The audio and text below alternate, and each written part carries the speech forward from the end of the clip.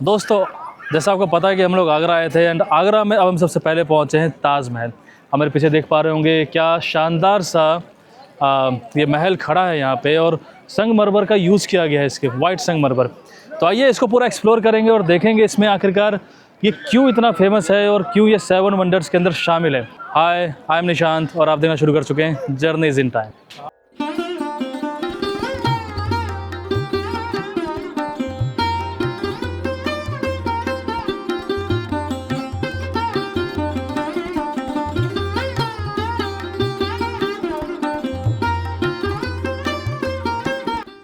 यहीं पे आपको ऑटो या रिक्शा वाले उतारेंगे और यहीं से आपको पैदल चलना होगा लगभग 500 मीटर और फिर आप पहुंच जाएंगे टिकट काउंटर पे, जहां से आप अपने लिए टिकट ले सकते हैं और उसके बाद ही आपको ताजमहल के अंदर एंट्री दी जाएगी। फिलहाल ये रास्ता बहुत साफ सुथरा है, काफ़ी अच्छे से मेंटेन किया गया है। ताजमहल पे आते सबसे पहले हमने लिया है टिकट। ये स्लिप दिया गया है, ये टोकन दिया गया है, ये है एंट्री टोकन, जैसा मेट्रो में होता है ठीक उसी टाइप का है। ये 50 रुपये का आता है। 50 रुपये सिर्फ और सिर्फ ताजमहल की एंट्री की फ़ीस है, और अगर आप मुख्य मकबरा देखना चाहते हैं तो उसके लिए 200 रुपये अलग से पे करना पड़ता है। और यही फ़ीस फॉरनर्स के लिए 750 से 1300 रुपये तक की जा सकती है। फिलहाल आप हमारे ब्लॉग को देख ही रहे हैं, तो एक लाइक के साथ वीडियो को आगे बढ़ाते हैं और आपको हर एक जानकारी देते हैं ताजमहल के बारे में। ये दोस्तों एंट्री गेट।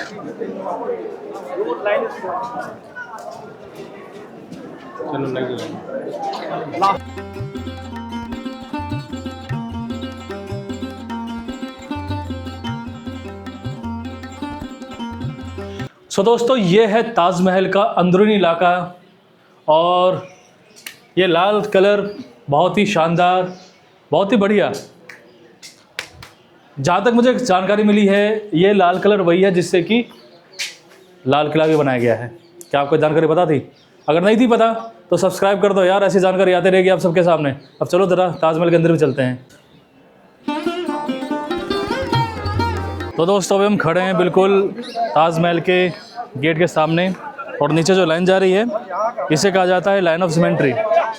इसकी खास बात क्या है कि इसके दोनों साइड आपको सेम स्ट्रक्चर देखने को मिलता है। ये बिल्कुल इस गेट के बीचों बीच की लाइन है, और आप यहाँ से पूरा ये गेट निहार सकते हैं। आपको सेम स्ट्रक्चर इस साइड दिखेगा एंड वही सेम इस साइड भी बना हुआ है। साथ ही साथ में आप देखेंगे तो बहुत ही खूबसूरत सा डिज़ाइन किया गया है इसके ऊपर, एंड साथ ही में उर्दू में चारों तरफ कुछ आयत लिखे गए हैं। हालांकि उसके बारे में मुझे ज़्यादा जानकारी है नहीं, लेकिन देखने में काफ़ी खूबसूरत लग रहा है। एंड यही सेम जो गेट है, इसी से हम अंदर जाएंगे ताजमहल की तरफ, एंड अंदर जाकर आपको दिखाते हैं ताजमहल कितना सुंदर लगता है। हम सब जानते हैं कि Taj Mahal is the symbol of love. हमने यहाँ पे पढ़ा कि शाहजहाँ ने अपनी बेगम मुमताज़ के मृत्यु के पश्चात शोक में उनकी याद में इस ताजमहल को बनवाया था। तो चलिए आइए देखते हैं और पूरा एक्सप्लोर करेंगे ताजमहल को।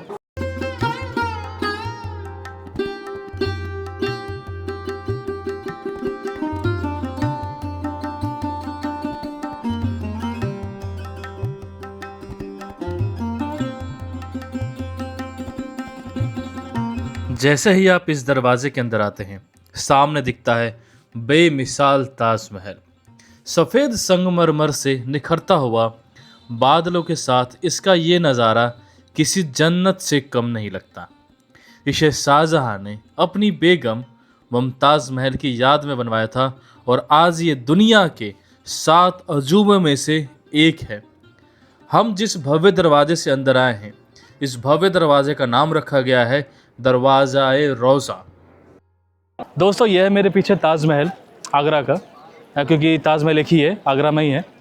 तो आज हम आगरा आए हैं ताजमहल में, जैसा आप सबको पता है।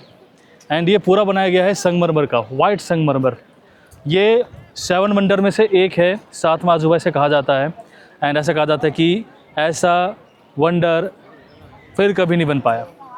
दोस्तों, ये ताजमहल बनाया गया था शाहजहाँ के द्वारा। उन्होंने बनवाया था अपनी बेगम मुमताज़ की याद में। ऐसा कहा जाता है कि जब मुमताज़ ने अपने 14वें बच्चे को जन्म दिया था तो उनकी मृत्यु हो गई थी। उनकी मृत्यु के पश्चात शाहजहाँ उनके शोक में व्यतीत हो गए, और उनकी याद में फिर इस ताजमहल का काम शुरू हुआ। इसका निर्माण कार्य 1632 में शुरू हुआ और ख़त्म हुआ 1654 में, लगभग 22 साल लग गए इस ताजमहल को बनने में। अब चूँकि जितने भी मज़दूर थे उन्होंने 22 साल तक एक ही महल पे काम किया, एक ही स्ट्रक्चर पे काम किया, तो 22 साल उनके ख़राब हो गए। अब जब ये स्ट्रक्चर बनकर खड़ा हो गया और जब वो कहीं और गए तो अपने स्किल्स को डेवलप नहीं कर पाए, वो कुछ और बना नहीं पाए, तो एक मुहावरा वहाँ से स्टार्ट हुआ कि मेरे तो हाथ ही कट गए, मैं और कुछ बना नहीं सकता। तो एक मुहावरे के रूप में लिया गया मेरे हाथ कट गए, क्योंकि वो अपनी स्किल्स को डेवलप नहीं कर पाए। इस बात में बिल्कुल सच्चाई नहीं है कि उनके हाथ काट दिए गए थे। दरअसल एक मुहावरा है जो कि आज की डेट में तोड़ मरोड़ के पेश किया जाता है। तो हमें सच्चाई क्या है, तथ्य क्या है, फैक्ट क्या है, वो जानना पड़ेगा पहले। तो चलिए आइए अब ज़रा ऊपर चलते हैं। फ़िलहाल तो बहुत सुंदर सा दिख रहा है ये, क्या ही कहने इस ताजमहल के।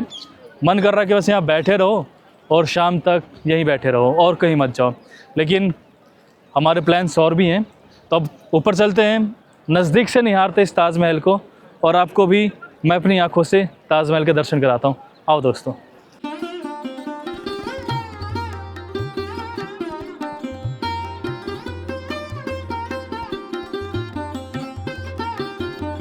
दोस्तों, इस्लाम धर्म में ऐसा माना जाता है कि जन्नत जाने के लिए 8 द्वार होते हैं, तो इसको अष्टभुज के रूप में बनाया गया है। पूरे ताजमहल में हर तरफ से, हर कोने से 8 गेट बनाए गए हैं। तो आप देखेंगे नज़दीक से तो हर तरफ आपको 8 गेट दिखाई देंगे, क्योंकि जन्नत जाने का रास्ता 8 गेट होता है। हालांकि अगर आपको ज़्यादा कुछ पता है इसके बारे में और क्या फैक्ट हो सकते हैं तो हमें इसकी जानकारी ज़रूर दीजिए। सिर्फ इसकी खूबसूरती ही नहीं, बल्कि इसकी हर एक चीज़ के पीछे की एक कहानी छुपी है। इस पूरे मकबरे को बनने में 22 साल लगे और इसमें 20,000 से ज़्यादा कारीगरों ने काम किया था। सफ़ेद संगमरमर को राजस्थान से लाया गया था और इसकी दीवारों पर बारीक नक्काशी और बेशकीमती पत्थर जड़े गए हैं। शाहजहां ने इसे जन्नत कहा था और सच कहें तो वाकई में जन्नत जैसा ही लगता है।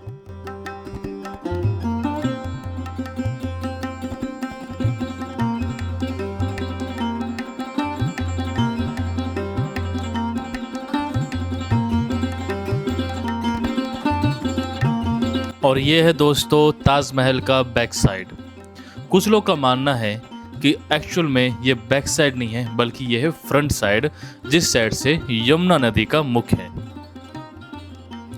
बहुत कम लोग जानते हैं कि ताजमहल के पास एक मेहमान खाना भी है। ये दरअसल एक बड़ी मस्जिद के ठीक सामने स्थित है और इसका इस्तेमाल उस समय आने वाले मेहमानों के ठहरने और इबादत के लिए किया जाता था। इस इमारत का भी वही आर्किटेक्चर है जिससे ये पूरे परिसर का एक अहम हिस्सा बन जाता है। अब हम आ गए दोस्तों ताजमहल में, यमुना नदी के पास, और यमुना नदी के साथ में ही है।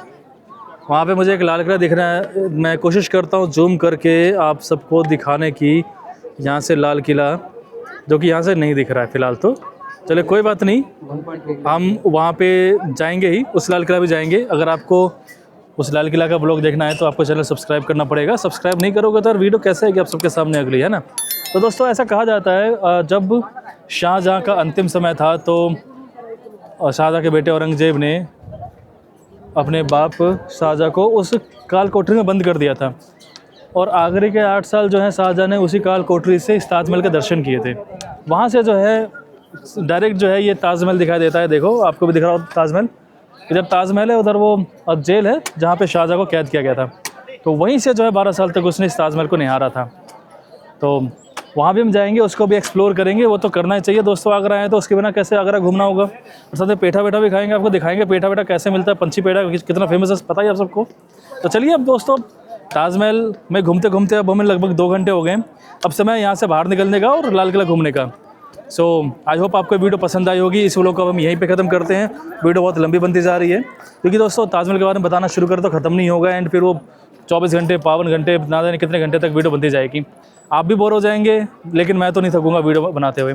तो आपको ना बोर करते हुए व्लॉग यहीं पर ख़त्म करते हैं और अब आपसे मिलेंगे अगली वीडियो में, जो कि रहने वाली है आगरा फोर्ट के ऊपर। अगर वो वीडियो देखनी है आप सबको तो यार कमेंट के अंदर आप ज़रूर बोल देना और चैनल सब्सक्राइब ज़रूर कर देना ताकि वो वीडियो भी सामने आ जाए। तो चलिए दोस्तों, यहीं पे मैं ख़त्म करता हूँ इस वीडियो को। I am Nishant, signing off from journeys in time.